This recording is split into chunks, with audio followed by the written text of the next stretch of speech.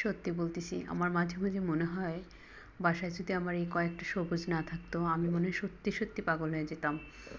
কারণ আমার এগুলো এত স্ট্রেস কমায়, এটা আমার কেন, এটা একদম প্রুভেন কথা যে আম, আপনার সবুজ গাছপালা, আকাশ দেখা, গাছ দেখা, বাসায় একটু গাছের ছোঁয়া থাকা, এগুলো আপনার মেন্টাল স্ট্রেস অনেক কমায় দিবে।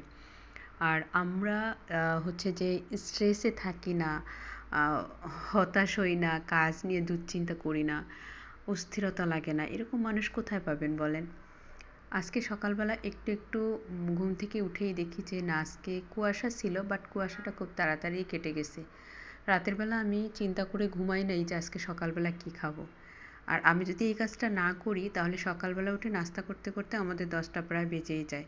কারণ কেন জানি আমি প্রি প্ল্যান ছাড়া এই কাজটা করতেই পারি না। ঘুম থেকে উঠে মনে হয় কী করবো, রুটি বানাবো না পরোটা করবো না ভাত রান্না করব, এরকম করতে করতেই আমি দেখি যে সময় আমার চলে যায়। এই জন্য আগেই চিন্তা করে রাখতে হয় যে আমি সকালবেলা কী খাবো। যেহেতু চিন্তা করি নাই, পরে মনে হলো যে আটা দিয়ে এই রুটিটা বেশ নরম হয়, এবং এখন যেহেতু শীত, মানে ধনিয়া পাতা বা হচ্ছে পেঁয়াজ পাতা অ্যাভেলেবেল, সেটার জন্য এই রুটিটাই বেস্ট হবে। ফাইনালি এই রুটিটাই বানালাম। সবাই ভালো থাকবেন, সবার জন্য শুভকামনা। আল্লাহ হাফেজ।